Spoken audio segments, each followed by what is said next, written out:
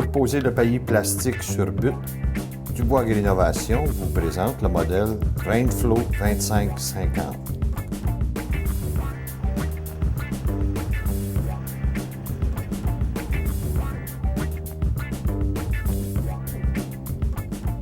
Cet appareil est muni de larges versoirs qui ramassent et ramènent du sol meuble vers la section butteuse en tant que telle, qui est composée d'une série de plaques ajustables recouvertes de nylon qui forment et pressent la butte.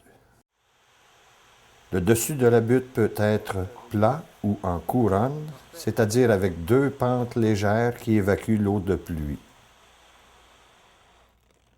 Dans certains sols, on peut rajouter à l'avant de petits versoirs pour aider le travail des grands versoirs et éviter les dépressions au centre de la butte. À l'arrière, des roues presseuses tiennent le paillis en place en attendant que les disques renchausseurs le fixent solidement au sol. On peut ajouter à l'appareil le système Auto-Row-Track qui permet de compenser les petits écarts dans la conduite du tracteur. Le système est composé d'un capteur de position qui commande un cylindre hydraulique qui corrige toute tentative de dérive latérale de l'arrière de la butteuse.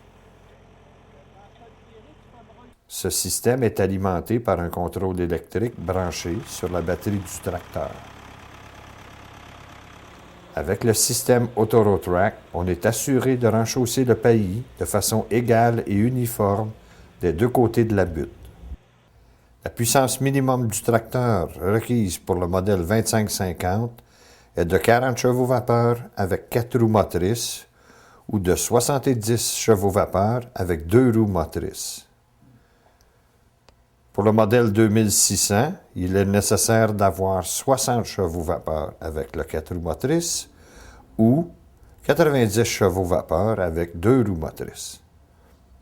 On peut considérer que 10 chevaux-vapeur sont requis pour chaque pouce ou 2,5 cm de hauteur de butte. Rappelons qu'une bonne préparation de sol est un prérequis incontournable pour réussir le façonnement d'une butte uniforme.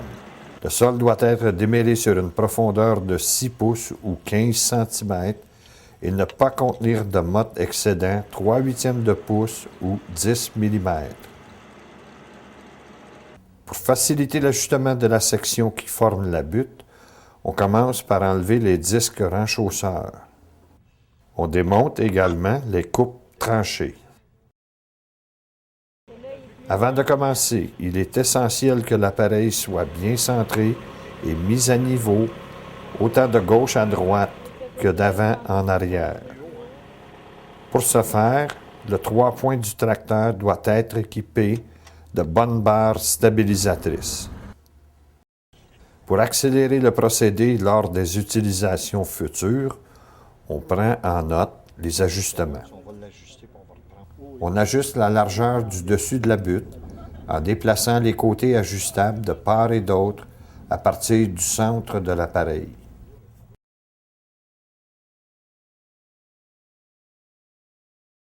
Pour établir la hauteur de la butte, on soustrait de la largeur du paillis, au moins 13 cm ou 5 pouces à renchausser de chaque côté sous la surface du sol, et la largeur du dessus de la butte.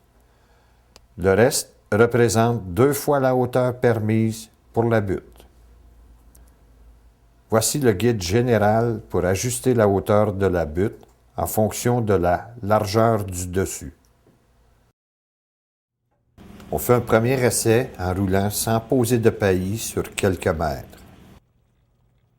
On vérifie la hauteur et la largeur de notre butte. Dans la même opération, on vérifie la position du ruban de goutte à goutte.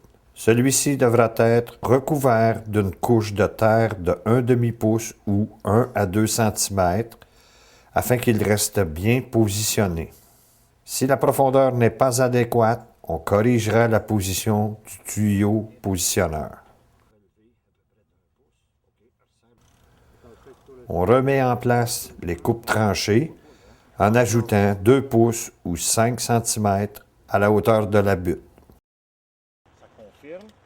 Toi, tu confirmes ici. Les coupes tranchées creusent la dépression où sera enfouie la bordure du pays sous le niveau de l'entrerang.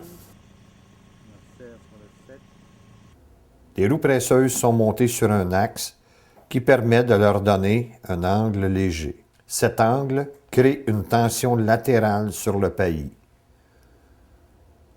On place la roue presseuse au fond de la dépression créée par les coupes tranchées, tout près du flanc de la butte, mais sans toucher celui-ci.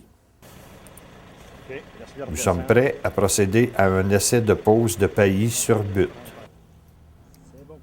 On passe le paillis sous les rouleaux qu'on aura préalablement nettoyés de toute terre et sous les roues plombeuses. Les rouleaux de métal supportant le rouleau de paillis possèdent un frein permettant l'ajustement de la tension dans le sens du rang. On conserve une légère tension seulement. Trop de tension soulèvera les roues presseuses et le paillis pourrait s'échapper. On remet en place les disques renchausseurs et on les ajuste. Il y a 4 ajustements possibles. Le positionnement global de gauche à droite, le positionnement des écrans protecteurs avec la poignée barrure en T vers le centre de la butte, l'angle de travail des disques qui sera d'environ 45 degrés, l'inclinaison des disques vers l'avant ou l'arrière, selon qu'on veuille plus ou moins de couverture de terre sur la bordure du paillis. On vérifiera le travail des disques renchausseurs après travail à vitesse normale, soit environ 5 km/h ou 3000 à l'heure. Le secret de la butte est sa fermeté. En marchant dessus, on ne devrait voir qu'une légère empreinte de pas. Une butte qui manque de fermeté comme ceci laissera filer l'eau en profondeur. Le siège posé sur l'appareil sera occupé par un aide-opérateur dont le poids exercera une pression supplémentaire sur la butte.